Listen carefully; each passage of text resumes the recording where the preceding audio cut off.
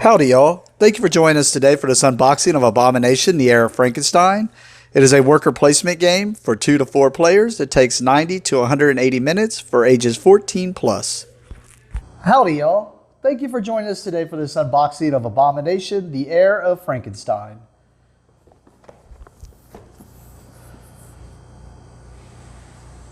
As you can see, it shows it's a board game, of course, but an actual board game.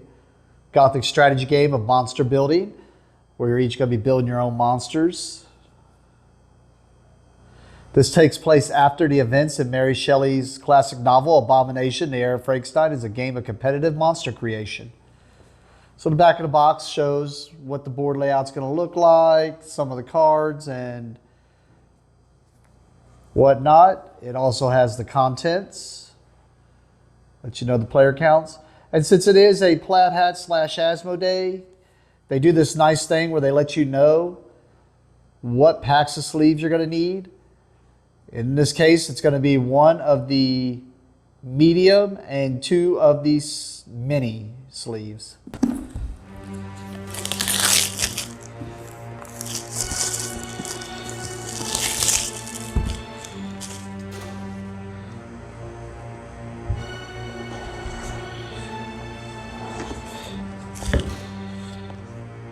All right, right off the bat, just as usual, we have a rule book here.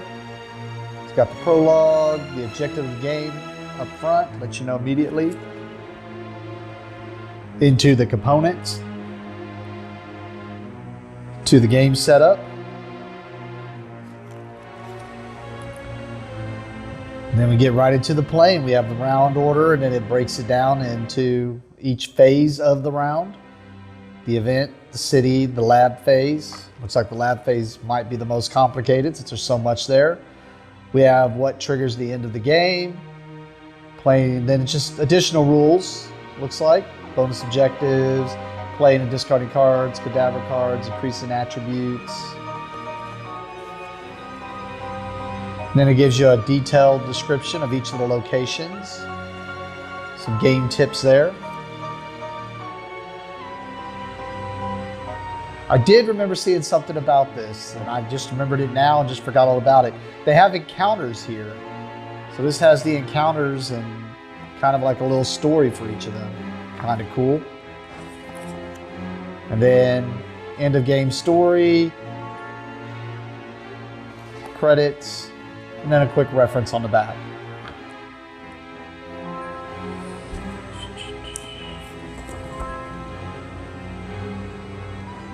Pretty cool. Looks like a letter. I mean, it's just printed on typical plastic, but an old letter. I'm sure more to the story. Seems pretty cool. All right, we got the game boards here. No, this might be the player boards. Nope, yep. I think this is each individual player's board. All right, so they're low. No. Couldn't tell if it was thicker or they were just sticking together. They're just sticking together. Kind of thin. But it looks like they have a spot here that pokes out so you can make a dial.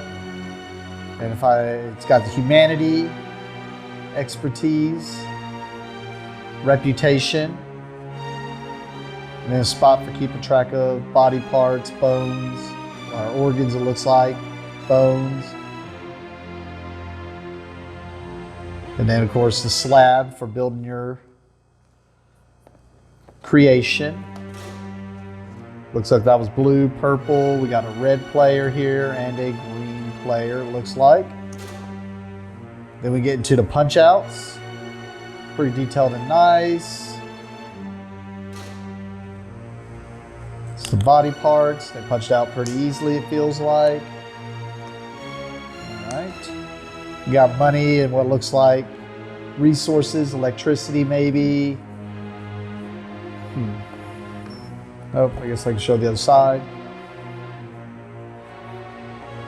Looks like they're the same on both sides. This looks like the dials we were looking at, probably like the cardboard washer to go in between the dials, I'm assuming. More body parts. Something for 2 players. Looks like oh, 2 or 3 players, it looks like.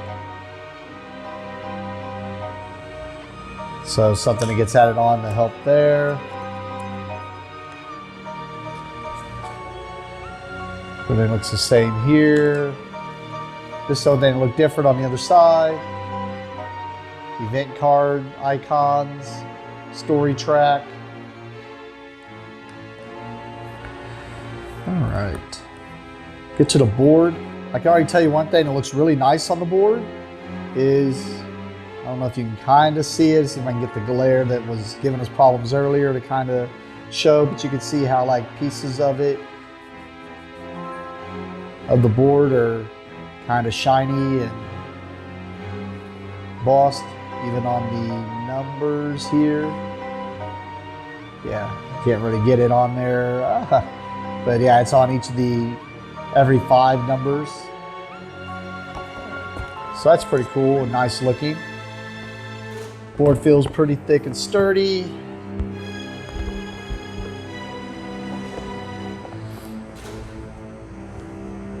See if I can zoom out more to show you the entire board.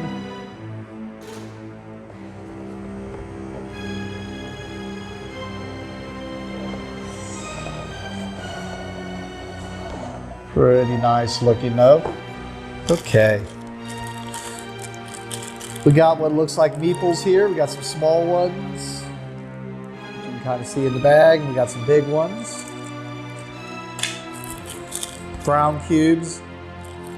Red cubes. Orange cubes. Figure out, I'm sure these are resource cubes. Figure out what they should be and replace them with some cool looking pieces, so it's not just say cubes in the victory points field. We got some cards here. It does look like the mediums and smalls, and I'll show you examples of what you can find at your LGS here in a second. We have some dice here. Let's go ahead and take a look at them. Oh my goodness.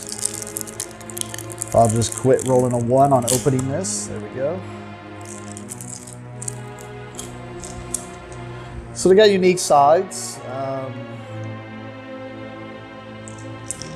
They feel pretty decent.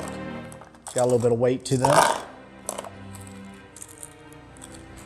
The little things for putting together your dials on your player boards. Oh, here's some more cubes, the blue ones, and some white ones.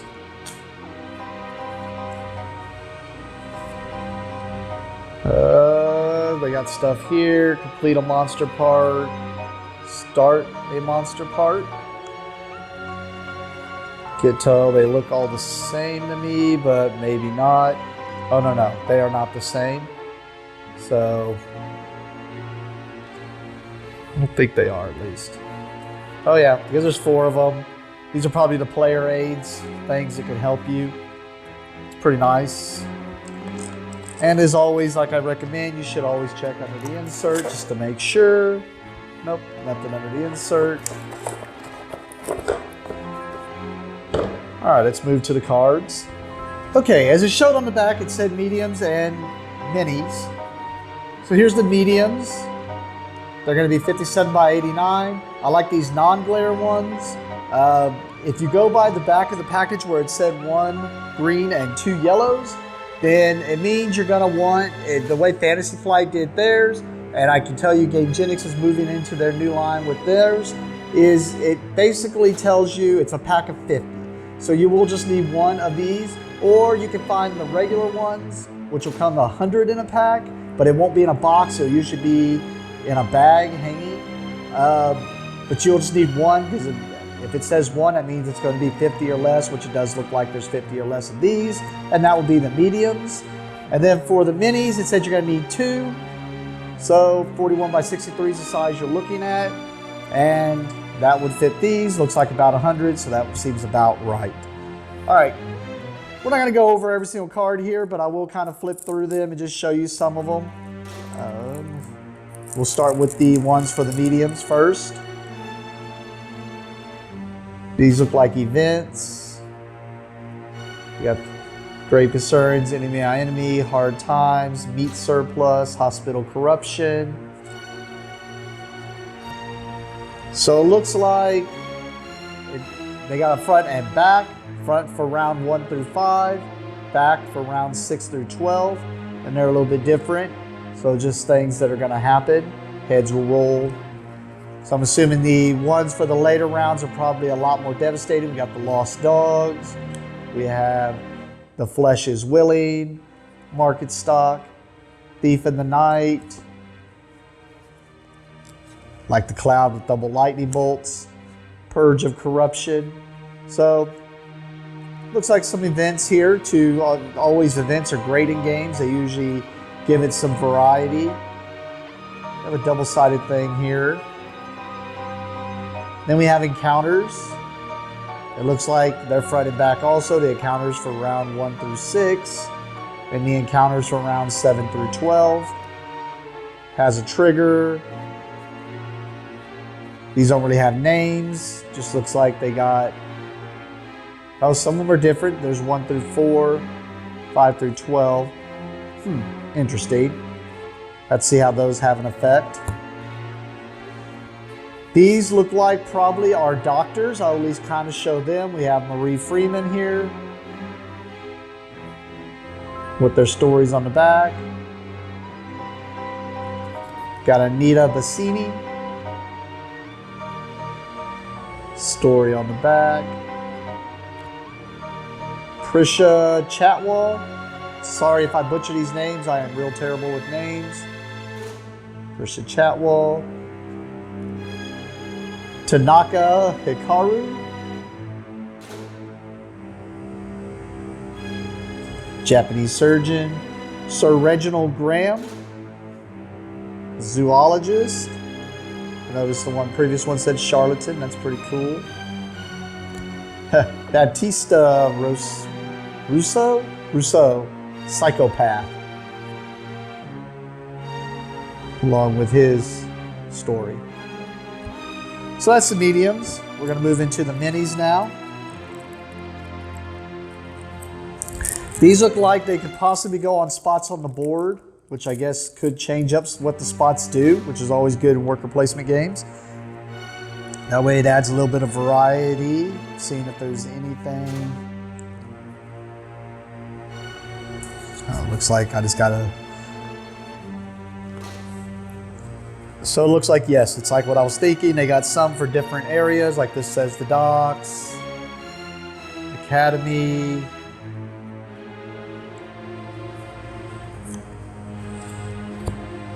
St. Roche,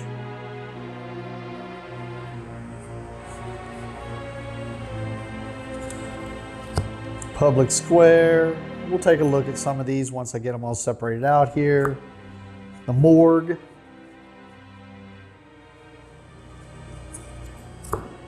The hospital.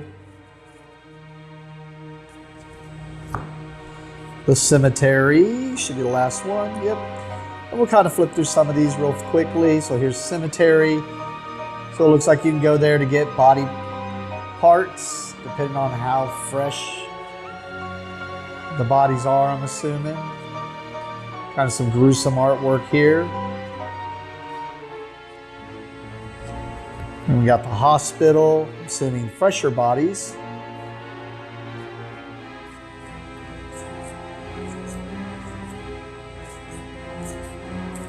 All right. This is the public square. They even said we can get cadavers here. So I guess people who were beheaded. We have pulled the vest. So I want to look kind of different. The docks, it says scoundrel on the back. Cutthroat, cutthroat, cutthroats. Body snatchers. So maybe you hire people to go get you stuff. Hospital thief, dog catcher. You use dog parts. Okay. Guess you're building an animal. Academy, research.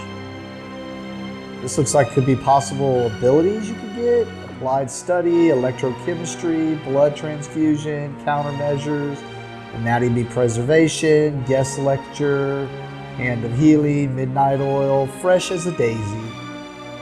Very cool. Of St. Roche, it says humanity. Aid Captain Walton. Set a trap. Grave guard. Animal rights. Sabotage. Body part snatcher. Research destruction. And then last but not least, we got the morgue. It says more cadavers. Makes sense. So it looks like ways to get more body parts and or organs and stuff. All right. Well, that's Abomination, Heir of Frankenstein. We will get this sleeved up, get it to the table. We actually have a Halloween night that we're probably going to try this out at. That's the reason I ordered it. So we'll see how it goes. Thank you for watching and have a great day.